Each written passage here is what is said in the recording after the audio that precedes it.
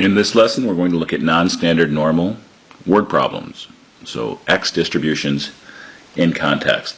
And our first example is going to look at birth weights of newborns. And we'll say that birth weights are normally distributed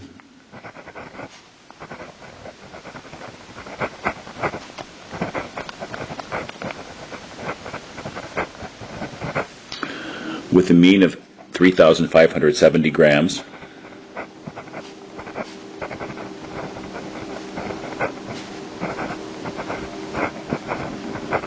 and a standard deviation of 495 grams.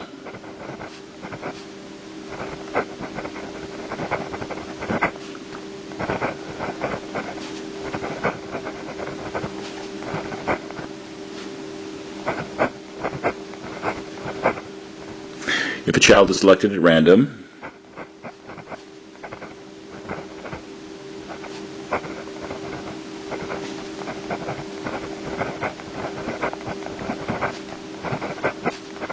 what is the probability the birth weight is less than 3,000 grams?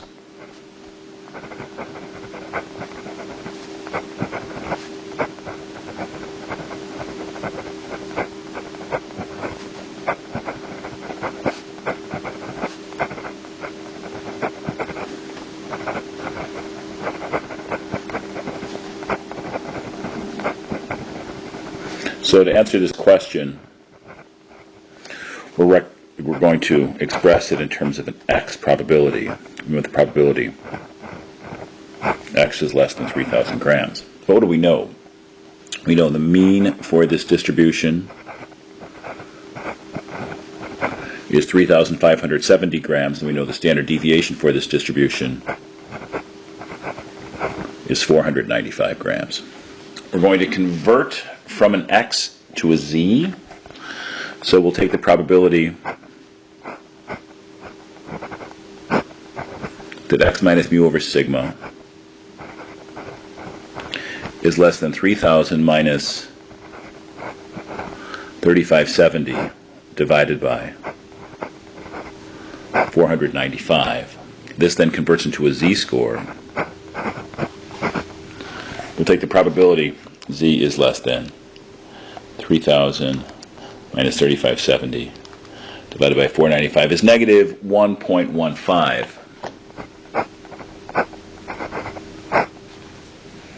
So if that's our story, we'll take a look at the visual.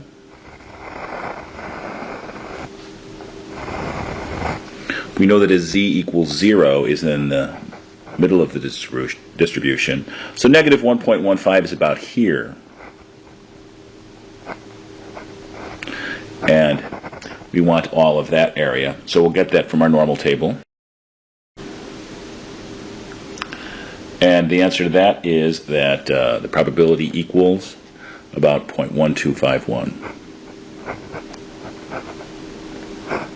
So about 12.5% of the newborns would be under 3,000 grams or under 3 kilograms. For our next question, let's say find the birth weight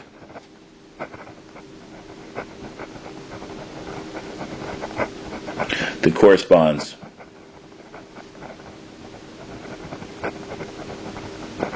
to the second percentile.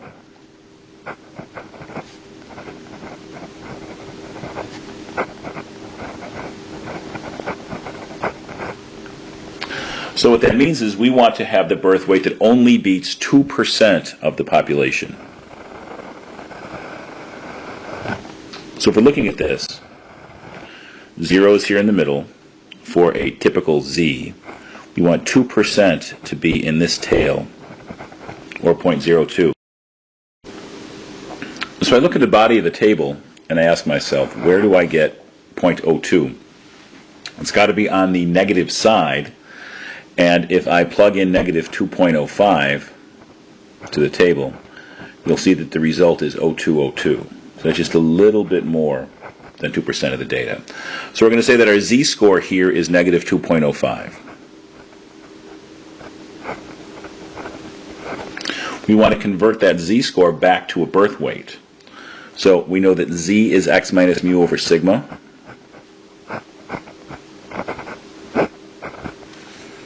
We have our mu and our sigma written up there. So our z value is negative 2.05 is x minus the mean of 3570 divided by the standard deviation of 495. Let's multiply both sides by 495. So we'll take 495 times negative 2.05. Then if you add 3570, that should give us x. So we'll see what that is.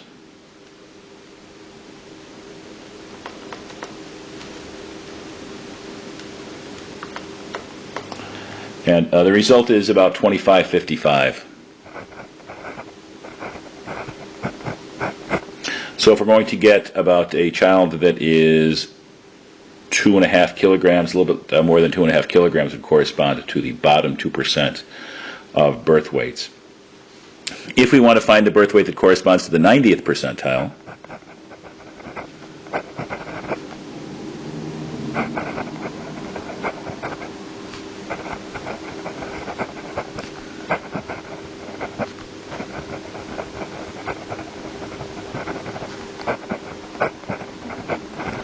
again, looking at our picture, we're going to draw our z. We want it to be better than 90%. So these are going to be big babies. So if I have 0.9000 here, there'd be 0.10 there. What is our z-score? So looking at the body of the table for 0.9, what do we find? 1.28 is very close, but it's a little bit short. So I will do my usual strategy of rounding it up. So we'll go to a z of 1.29. Although, frankly, if you used 1.28, I would be okay with that as well. We're going to use our rule that z is x minus mu over sigma. So z is 1.29 or 1.28. X minus our mean here is 3570 grams.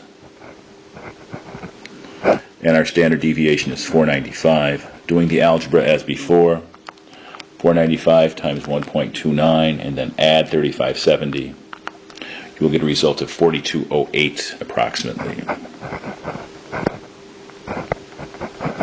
So 4208 would correspond to our 90th percentile.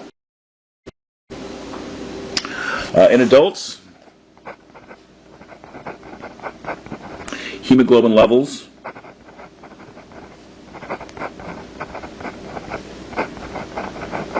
are normally distributed.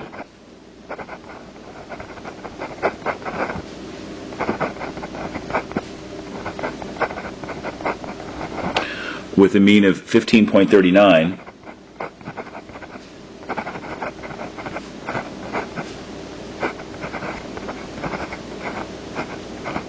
Grams per deciliter and a standard deviation of 0.77.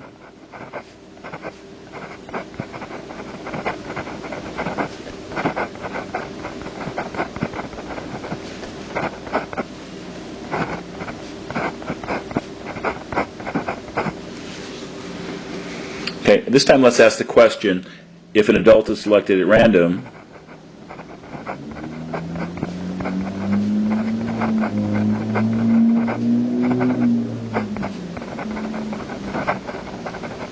what is the probability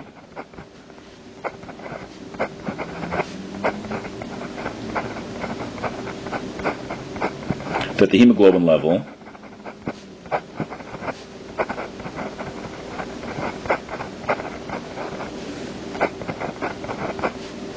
will be more than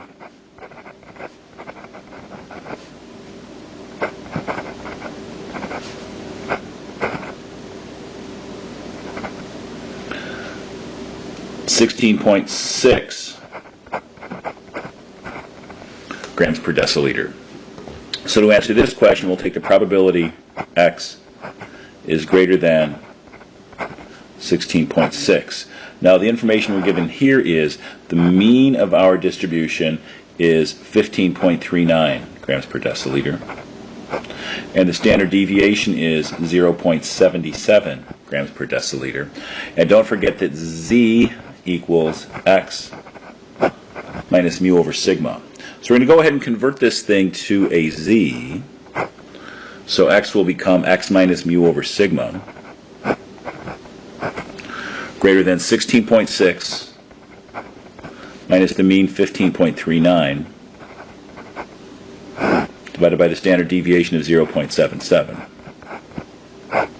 So that gives us the probability z is greater than 1.57. So we're going to answer this. We're going to take a look at our z. And this time we want greater than 1.57. So 1.57 is about here. We want this small bit of area. But the table gives us everything to the left. If we look up 1.57 in the z table, what do we get? 0.9412. Check that, 9418. So we want to take 1 minus 0.9418 to get this, because to be greater than, there'll be 1 minus the probability z is less than 1.57, or 1 minus 0.9418, which will be 0.0582. And a follow-up question to this, if an adult is selected at random,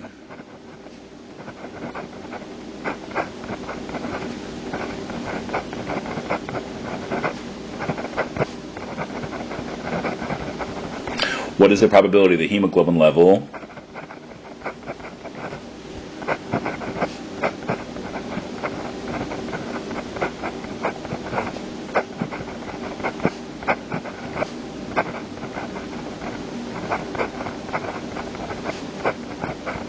will be between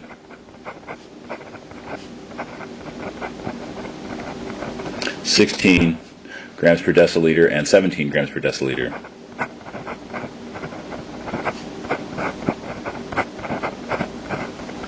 So with the between question, we will write probability 16 is less than x is less than 17. And then we've got to convert this to a z.